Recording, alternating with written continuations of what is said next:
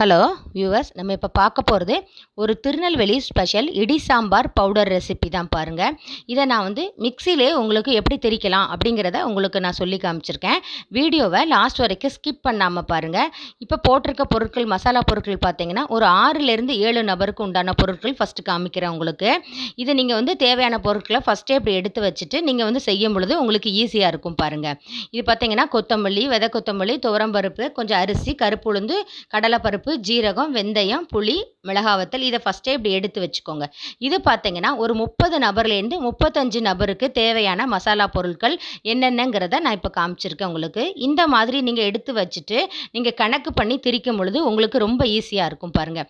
Teaspoon அளவுகளையும் table spoon அளவுகளையும் கரெக்டாக பார்த்து வச்சுக்கோங்க. ஜீரகம் மட்டும் கொஞ்சம் கூடுதலாக போடும் பொழுது இந்த சாம்பாருக்கு அதிக மனம் கொடுக்கும் பாருங்கள். நாங்கள் என்ன பண்ணுவோம்னா மிளகு இதில் சேர்க்க மாட்டோம். இது புளிக்குழம்புக்கு தான் நாங்கள் மிளகு சேர்ப்போம். இது பார்த்தீங்கன்னா முதல்ல என்ன பண்ணுங்கள், ஒரு ஃப்ரை பேனில் 1 டீஸ்பூன் மட்டும் எண்ணெய் சேர்த்துக்கோங்க. சேர்த்துட்டு ஃபஸ்ட்டு இந்த மிளகாவத்தில் போட்டு ஒரு 30 செகண்டு கொஞ்சம் வறுத்து விட்டுக்கோங்க. ரொம்ப வறுக்கணும்னு அவசியம் இல்லை. அடுத்தது பார்த்தீங்கன்னா கொத்தமல்லி, விதை கொத்தமல்லியை போட்டு மீடியம் ஃப்ளேமில் வச்சுட்டு ஒரு 40 செகண்டு வறுத்துக்கோங்க. ஸ்டெப் பை ஸ்டெப்பாக அப்படியே உங்களுக்கு நான் காமிக்கிறேன். தனித்தனியாக வறுக்கணுன்னா கூட வறுத்துக்கலாம். இது நான் 35 பேருக்குனால உங்களுக்கு ஒரே இதில் நான் வறுத்து காமிச்சிருக்கேன். இப்போ கடலைப்பருப்பு, அடுத்தது துவரம்பருப்பு, உளுந்தம்பருப்பு, இதை போட்டு ஒரு 30 செகண்ட் வறுத்து விட்டுக்கோங்க. மீடியம் ஃப்ளேம்லேயே இருக்கட்டும். கைவிடாமல் வறுத்துட்டே வாங்க. அப்போ தான் ஒன்று போல் இது வறுபடும். இல்லாட்டா அடிப்பக்கம் ஒன்று போல் அப்புறம் நிறம் மாறிடும், கருத்துரும்.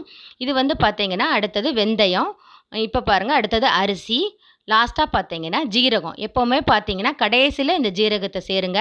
இதை போட்டுட்டு ஒரு நிமிஷம் நல்லா கைவிடாமல் வருங்க. இந்த ஜீரகம் என்ன ஆகுனா நல்ல ஒரு பொரியும் பாருங்கள், அடியில் படபடன்னு பொரியும். அதிலேருந்தே கண்டுபிடிச்சிடலாம் இது ஒரு நல்ல வறுபட்டுருச்சுன்னு. அரிசியும் பார்த்தாலே தெரியும் உங்களுக்கு நல்லா பொரிஞ்சிருக்கும். இப்போ காமிக்க பாருங்கள். இதுதான் இடி சாம்பார் கூட பக்குவம்.